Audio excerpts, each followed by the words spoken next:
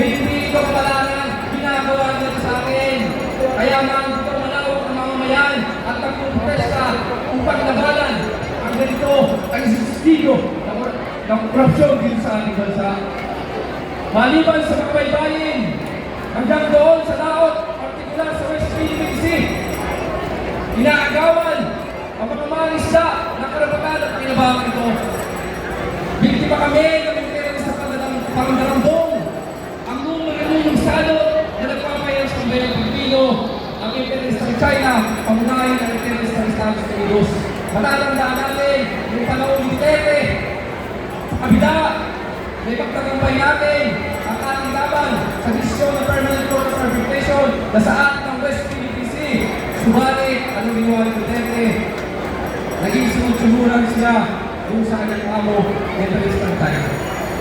Maraming mga isang hinaharas, marami ang mga namatay. At ngayon sa panahon ni Bongbong Marcos, walang pinagkita kay Duterte, pangiliputan ng terrorismo. Nag-iba lamang ang kanyang amo, pumili sa Estados Unidos at para ng postura na siya ay nagtatanggol sa soberanya ng ating bansa. Ginagamit nila ang maritime dispute ng China, ng Pilipinas sa China. Pero ang totoo, ang kanilang sinusulong ay para sa geopolitical na interes, para magpalakas na kanilang bigasyon sa Asia at pangdambong, pagkikitaan, pagbibenta ng armas na kumikita ang US Industrial Complex. Dahil ang ito ay tapos na lumabas.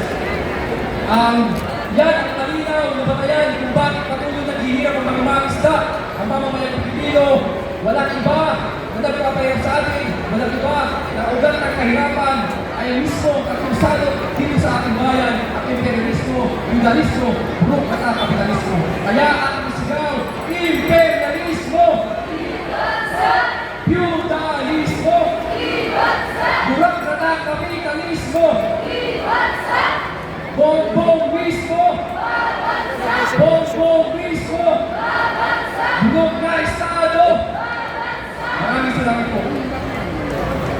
Alay. Samahan natin nila. Saan po yung mga kasama natin sa saka? Lalo po ang pangalan sa iba't ibang rehiyon.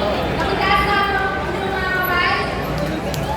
Mga kasama po ng sektor ng kababaihan, kayo po ay pinakamataas na pinagpupungalan ng kababaihan ng pawis. Dahil alam po namin ang pagod, ang hirap, ang takot na lumuwas sa inyong mga komunidad para tumungo dito sa kabayan-kabayan para i-rehistro ang ating nagkakaisang panawagan para sa tunay na reforma sa lupa, pagkain para sa lahat, justisya sa lahat ng pinaslang ng pasistang estado, kasaliklan mula sa pandarambong at paghimasok ng mga imperialista at pagmamahas sa korupsyon ng gobyerno ng Amerika at ng gobyerno ni Marcos Jr. Mga kasama, sa ilalim ni Bongbong Marcos Jr., totong pinatupad ang mga niliberal na patakaran sa ekonomiya,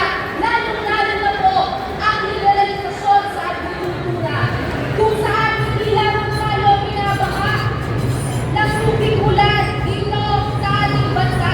Tayo rin ay binabaha ng mga imported na mga agricultural product mula sa iba't ibang mga bansa. At kasabay nito mga kasama, patuloy ang militarisasyon doon sa kadaliman.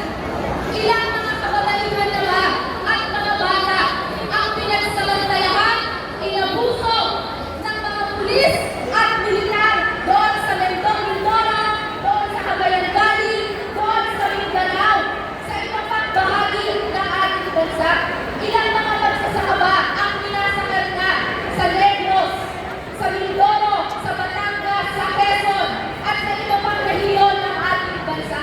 Ilang mga bata ba, mga kasama, ang hindi nakapag-aaral ngayon dahil patuloy na kinakapuhan ng mga pulis at militar ang kanilang mga komunidad? Ilang mga bata ang pinaslan din mismo ng gobyerno ni Marcos Jr. sa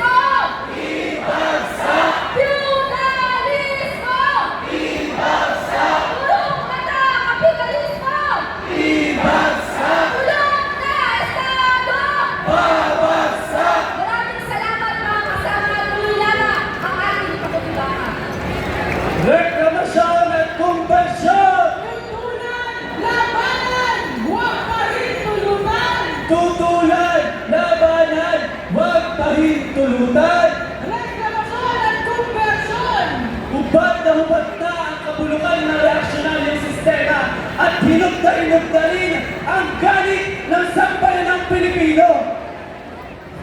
Nakita natin ito sa daang-libong lumas at nagmarcha noong September 21. Nakita rin natin ito sa mga nag-walkout at pagkilos sa mga kabataan estudyante sa buong bansa. Sikayin pa ang pag-oorganisa. Palakasin pa natin ang ating mga larawaran. Marcos Duterte, walang pinag-iban! Pareho kurap, tuta diktador pasista.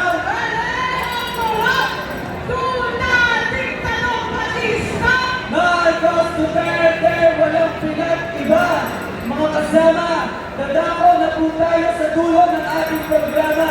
Inaanyayahan po namin ang lahat ng pagtipon sa gitna o sa harap ng ating entablado. Sinisilip po natin ang ating hanay at sama-sama makinig sa ating programa. Mga kasama, ang tagapagpangulo ng bagong alyansang mga bayan, Teddy Casino!